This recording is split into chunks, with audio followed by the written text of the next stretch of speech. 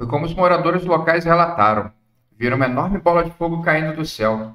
Primeiro eles acharam que era algum tipo de mensagem divina. O Deus estava muito zangado por algo que eles possam ter deixado de fazer e lançou o seu poder do alto, querendo puni-los. Mas logo eles perceberam que não era nada disso. Um javali apareceu correndo, fugindo de algo, completamente assustado e sem um topo da sua cabeça. Seu cérebro exposto e sangrando. Algo que eles nunca tinham visto. Depois outro animal, dessa vez um veado, passou correndo, todo arranhado e faltando o topo da sua cabeça. O cérebro também exposto e sangrando. Algo estava caçando aqueles animais.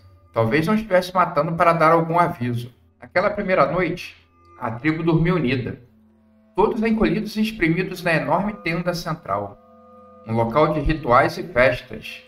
Mas naquela noite, o medo tomava conta daqueles habitantes locais. Menos para um. Ele era um sábio louco. Ele adorava experimentar as ervas medicinais mais fortes, ter delírios e falar profecias. Todos acreditavam. Naquela noite, ele estava muito chapado e decidiu sair para investigar. Traria notícias pela manhã. Ninguém ousou o seguir, muito menos o impediram de ir. Pela manhã, nada dele aparecer. De tarde, também não. O chefe da tribo reuniu os melhores guerreiros e mandou que começassem as buscas.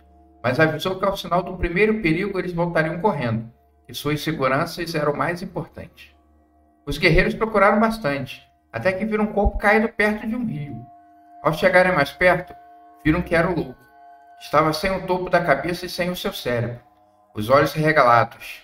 Um guerreiro se abaixou para fechar os seus olhos e pegar o corpo. Em uma rapidez impressionante, vários alienígenas apareceram, famintos, ávidos por comida. A polícia local havia sido informada de uma luz que tinha caído dos céus em uma área indígena. O prefeito disse que não faria nada a princípio, mas rapidamente teve que mudar de ideia.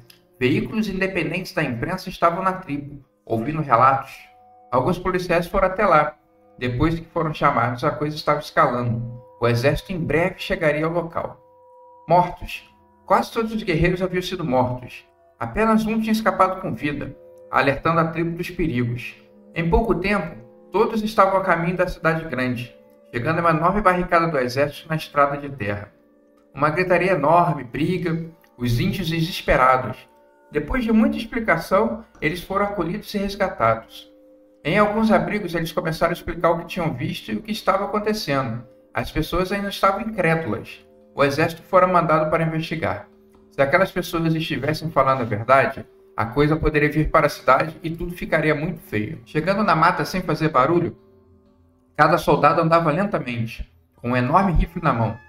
Queriam pegar os invasores distraídos. Pouco a pouco, eles foram seguindo os rastros dos animais mortos. Enormes poças de sangue no chão ditavam o ritmo da marcha. Um grito na floresta. Todos os soldados preocupados, mas um animal morto. Os próximos poderiam ser eles. Um soldado se assustou com um galho de árvore e abriu fogo, atirando para o meio do nada, mas chamando a atenção com uma barulheira danada. Criaturas saíram do seu esconderijo e pularam nos soldados. Houve uma briga severa, muito tiroteio. Mas os soldados eram muitos, e cada vez aparecia mais. Os invasores não tiveram muita chance.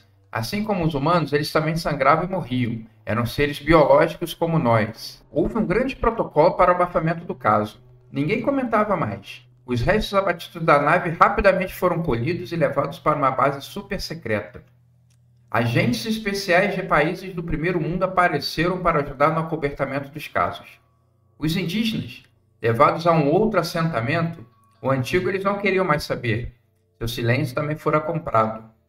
Algumas pessoas ainda estavam na esperança de descobrir alguma coisa, mas os veículos de notícias tradicionais, também comprados, acobertavam o caso.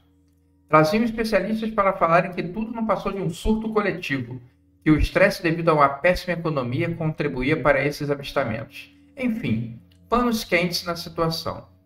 Até hoje, as famílias dos poucos soldados mortos buscam por uma justiça. O corpo para um enterro digno nunca foi devolvido.